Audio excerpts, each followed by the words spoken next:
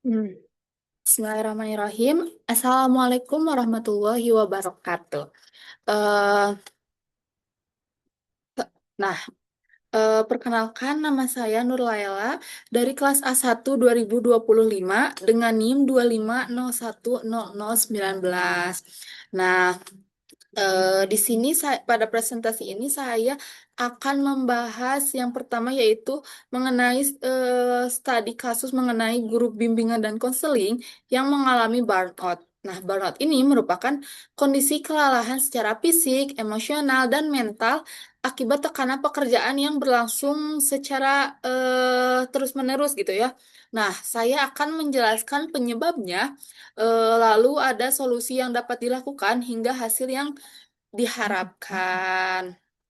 Nah, selanjutnya ada permasalahan kondisi yang terjadi. Nah, permasalahan pertama adalah jumlah guru BK yang tidak sebanding dengan jumlah siswa gitu ya. Akibatnya satu guru BK itu harus melayani terlalu banyak siswa sehingga pekerjaannya menjadi sangat berat gitu ya. Nah, yang kedua yaitu guru BK menangani terlalu banyak kasus. Nah, selain jumlah siswa yang banyak, guru BK juga harus apa ya harus menangani berbagai macam masalah siswa gitu ya, mulai dari masalah belajar, keluarga hingga perilaku. Nah, hal ini itu membuat guru BK itu sulit memberikan layanan secara maksimal kepada setiap siswa gitu ya. Nah, yang kedua ada tugas administrasi dan pelaporan menumpuk. Nah, guru BK itu tidak hanya melakukan konseling, tetapi juga harus membuat laporan, mengisi administrasi, dan mendokumentasi setiap layanan. Nah, tugas administratif ini itu yang seringkali menghabiskan banyak waktu gitu ya, menguras banyak waktu. Nah, sehingga akan muncul gejala burnout. Nah, jika kondisi terus terus berlangsung gitu ya, terus menerus secara berulang gitu. Nah, guru BK itu dapat mengalami burnout, yaitu kelelahan fisik, emosional, dan mental sehingga semangat kerjanya itu akan menurun gitu ya. Selanjutnya ada dampak. Nah, kondisi ini menyebabkan kualitas layanan BK itu akan menurun sehingga motivasi kerja guru BK itu akan berkurang dan resiko yang terjadi akan bisa menyebabkan kesalahan dalam memberikan layanan kepada siswa menjadi lebih besar gitu ya. Nah, selanjutnya ada faktor eksternal dan internal. Faktor internalnya ada kesalahan kerja berkepanjangan gitu ya. Nah, guru BK bekerja dengan tekanan yang tinggi dalam waktu lama. Nah, sehingga energi fisik dan mentalnya itu akan terus terkuras gitu ya. Nah, yang kedua ada kurangnya waktu pemulihan diri. Nah, guru BK itu seringkali tidak memiliki waktu yang cukup untuk beristirahat ataupun melakukan kegiatan yang dapat mengurangi stres gitu ya. Jadi nggak punya banyak waktu istirahat nantinya tuh gitu ya. Nah, selanjutnya ada faktor eksternal. Nah, faktor eksternal ini yang pertama ada beban beban administrasi yang berlebihan gitu ya. Banyaknya pekerjaan administratif membuat waktu guru BK itu lebih banyak digunakan untuk menguras dokumen misalnya dibandingkan memberikan layanan kepada siswa gitu. Nah, selanjutnya yang kedua ada jumlah siswa yang terlalu banyak gitu ya. Semakin banyak siswa yang ditangani, maka akan semakin besar juga pula semakin besar juga tanggung jawab guru BK. Nah, yang ketiga ada apa ya? Ada kurangnya dukungan sekolah. Nah, apabila sekolah kurang memberikan dukungan, baik berupa perhatian gitu ya, baik berupa perhatian gitu, eh fasilitas gitu ya, terus tenaga tambahan maupun eh, perhatian yang tadi gitu, yang tadi disebutkan terhadap kesejahteraan guru, maka burnout itu tuh akan semakin mudah terjadi. Nah, selanjutnya ada solusi manajemen beban kerja. Yang pertama ada jangka pendek, yaitu Yang pertama, pembagian tugas administrasi secara proporsional. Nah, administrasi ini dapat dibagi dengan lebih adil gitu, sehingga guru BK tidak mengerjakan semuanya sendiri gitu ya. Jadi tidak lelah sendiri gitu. Nah, yang kedua ada prioritas eh, penanganan ada prioritas penanganan kasus gitu ya. Kasus siswa itu perlu diprioritaskan gitu ya berdasarkan tingkat urgensinya supaya penanganan menjadi lebih efektif. Nah, lalu ada yang ketiga itu yang terakhir digitalisasi laporan BK. Nah, pemanfaatan teknologi itu dapat mempercepat gitu ya pembuatan laporan. Jadi pekerjaan juga akan lebih efisien gitu. Hmm. Selanjutnya ada jangka panjang. Nah, yang pertama ada penambahan tenaga kerja. Sekolah perlu menambah jumlah guru BK agar beban kerja menjadi lebih ringan. Lalu pelatihan manajemen waktu. Eh, Kalau yang kedua itu kan pelatihan manajemen waktu. Nah, guru BK itu dapat diberikan pelatihan supaya guru BK mampu mengatur waktu dan pekerjaan dengan lebih baik. Nah, yang terakhir itu ada evaluasi beban kerja secara berkala. Nah, evaluasi ini harusnya rutin gitu ya dilakukan untuk memastikan si beban kerja guru tuh tetap sesuai dengan kemampuannya atau malah menurun atau ada kesalahan yang perlu diperbaiki gitu ya. Nah, lalu selanjutnya ada eh program peer support. Nah, yang pertama ada pertemuan rutin antar guru gitu ya. Guru-guru itu dapat mengadakan pertemuan secara rutin untuk saling bertukar pengalaman gitu ya. Nah, yang kedua ada sharing pengalaman dan solusi kasus. Nah, dalam pertemuan tersebut, guru BK itu dapat saling berbagi cara gimana menangani berbagai kasus siswa gitu ya. Selanjutnya ada diskusi kelompok kecil. Nah, si diskusi ini tuh akan membuat guru lebih nyaman untuk menyampaikan kesulitan yang mereka alami gitu ya. Yang terakhir ada dukungan emosional. Sesama guru juga kita tuh bisa gitu ya saling memberikan semangat dan dukungan sehingga kita tuh nggak ngerasa bahwa kita tuh kerja sendiri gitu ya. Apa sih tujuannya gitu ya? Nah, tujuan program ini untuk mengurangi mengurangi stres kerja serta meningkatkan kesejahteraan psikologis guru BK gitu ya. Selanjutnya ada slide yaitu hasil yang diharapkan gitu ya. Hasil yang pertama itu diharapkan burnout-nya tuh menurun gitu ya. Dengan berbagai solusi yang tadi diterapkan gitu ya. Tingkat burnout guru BK diharapkan itu bisa berkurang gitu ya. Nah, yang kedua ada kinerja guru itu jadi meningkat gitu ya. Eh jadi meningkat gitu ya. Nah, guru BK itu akan menjadi lebih fokus, lebih produktif, dan lebih bersemangat dalam memberikan layanan gitu ya. Nah, ada selanjutnya pelayanan BK itu bakal lebih optimal. Nah, siswa akan mendapatkan layanan konseling yang lebih lebih baik gitu karena guru BK juga eh, bakal bekerja dalam kondisi yang lebih sehat gitu. Nah, yang terakhir itu ada kesehatan mental guru terjaga gitu ya. Nah, kesehatan mental guru akan menjadi lebih baik gitu sehingga mampu menjalankan tugas secara profesional gitu.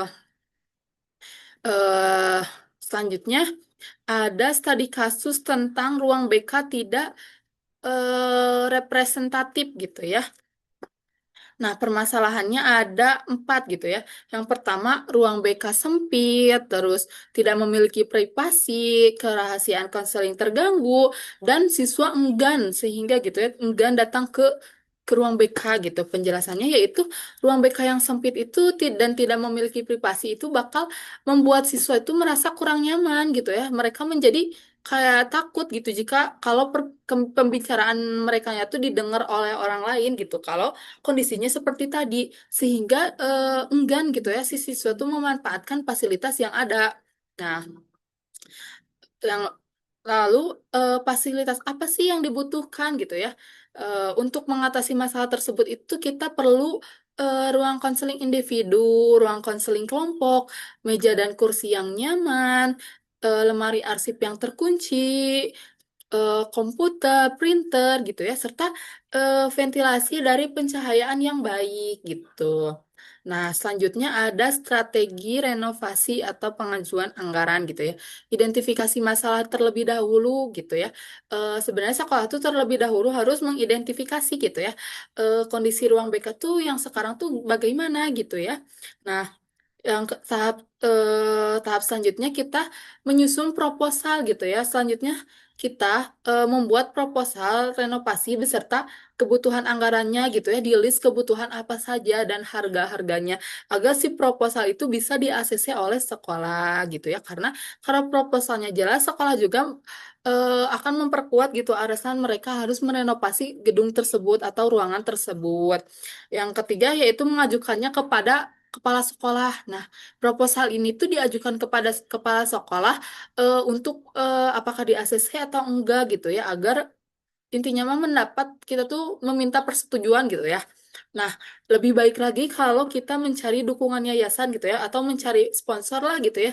Nah, kalau dana sekolahnya nggak mencukupi, sekolah tuh bisa mencari bantuan gitu ya dari yayasan atau sponsor.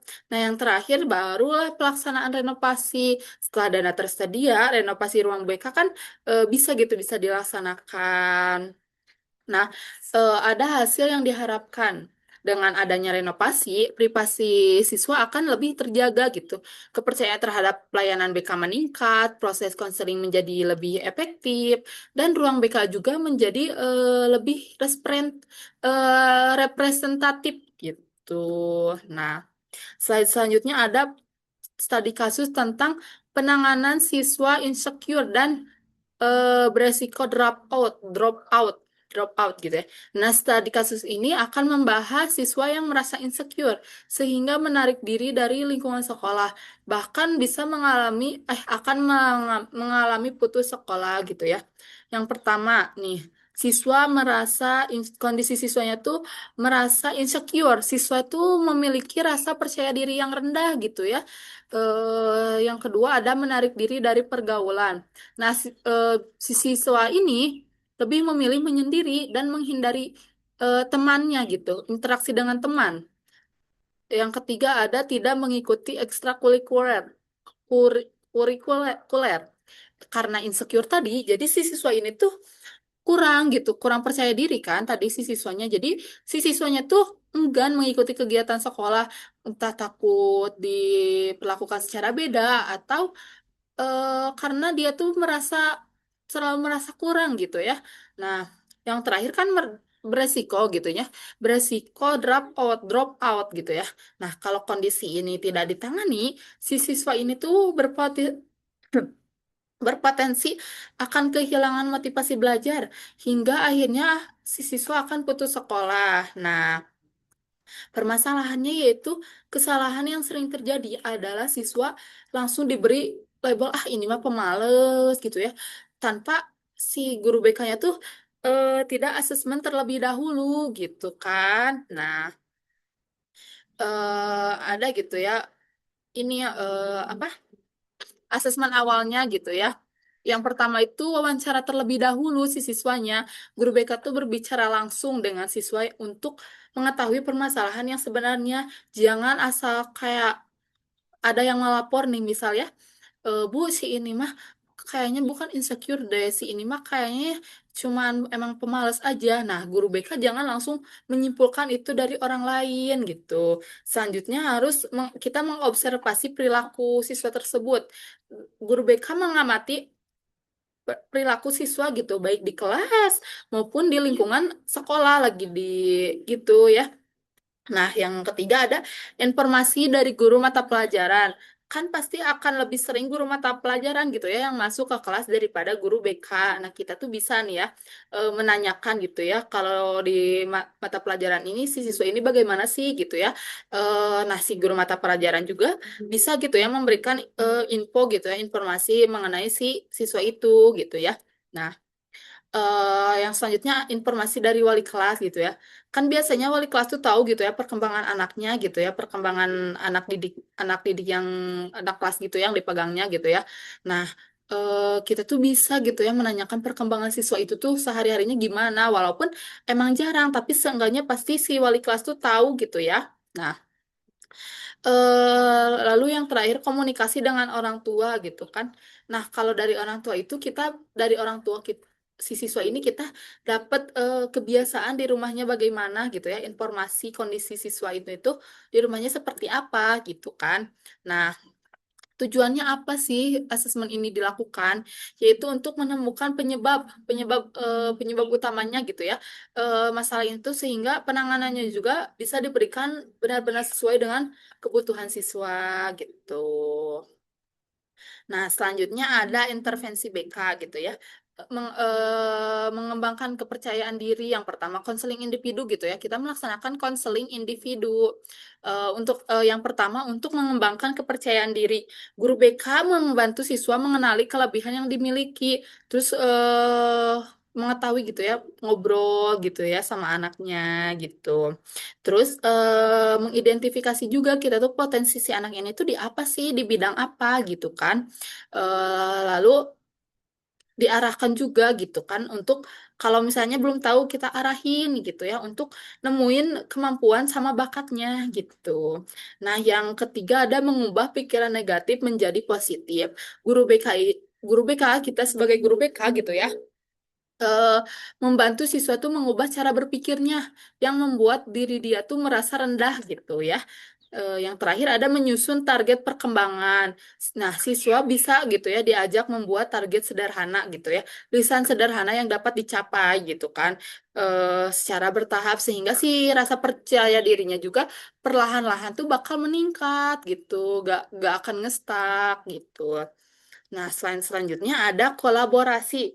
Eh, Nah, kita memberikan peran orang tua yaitu yang pertama memberikan dukungan emosional. Nah, orang tua itu memberikan dukungan emosional dan membangun komunikasi yang positif, membantu untuk di rumah ya, orang tua membantu di rumah. Nah, terus yang kedua ada peran teman sebaya. Nah, teman teman itu sebenarnya bisa gitu ya. Jadi peer support yang ngebantu si siswa itu tuh beradaptasi, merasa diterima gitu kan. Karena sebagian orang tuh kan kalau ingin berkembang di lingkungan tuh kayak harus diperlakukan terlebih dahulu dengan ini gitu ya, dengan baik gitu ya, gitu. Ada yang seperti itu. Selanjutnya ada peran guru BK. Nah, guru BK ini memberikan motivasi, terus penguatan positif, serta menyesuaikan metode pembelajaran siswa yang dibutuhkan gitu. Kayak gimana sih gitu. Nah, selanjutnya ada monitoring gitu, sama evaluasi ya. Nah, yang pertama itu indikator gitu ya, indikator keberhasilannya itu kalau si kehadiran itu meningkat gitu, siswa mulai lebih rutin datang ke sekolah gitu kan. Terus yang kedua, kepercayaan dirinya bertambah. Siswa menjadi lebih yakin terhadap dirinya sendiri, menjadi lebih pede gitu ya.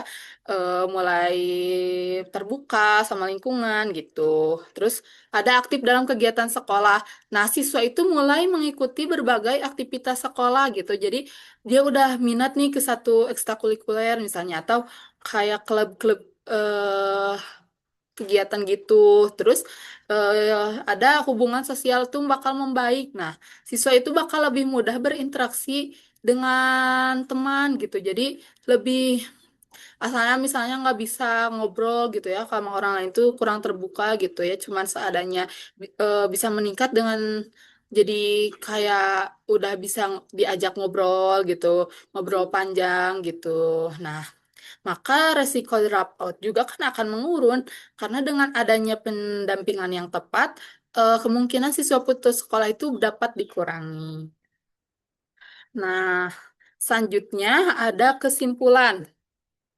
Nah, dari ketiga Dari ketiga studi kasus yang dibahas, dapat disimpulkan bahwa keberhasilan layanan bimbingan dan konseling tidak hanya bergantung pada kemampuan guru BK, tetapi juga pada pengelolaan sekolah yang baik. Nah, pengelolaan sumber daya manusia ini diperlukan untuk mencegah burnout pada guru BK melalui pembagian beban kerja yang profesional, dukungan dari sekolah, dan peningkatan kesejahteraan tenaga pendidik. Nah, selain itu, pengelolaan fasilitas pendidikan juga berperan penting gitu ya dengan menyediakan ruang BK yang nyaman, aman, dan menjaga kerahasiaan konseling. Sehingga siswa tuh merasa lebih percaya untuk memanfaatkan layanan BK. Nah, di sisi lain, penanganan peserta didik yang mengalami masalah pribadi maupun sosial harus diawali dengan asesmen yang menyeluruh, bukan dengan memberikan label negatif. Nah, layanan BK perlu dilakukan melalui konseling yang tepat serta dukungan oleh kerjasama antar guru, orang tua, dan teman sebaya, supaya perkembangan siswa dapat berjalan secara optimal. Nah, secara keseluruhan, pengelolaan tenaga pendidik, fasilitas pendidikan, dan peserta didik merupakan tiga aspek yang saling berkaitan gitu. Jika ketiganya dikelola secara efektif, maka layanan BK akan menjadi lebih profesional, kualitas pelayanan meningkat, kesejahteraan guru terjaga, dan peserta didik dapat berkembang secara optimal, baik dari segi akademik, sosial, maupun emosional.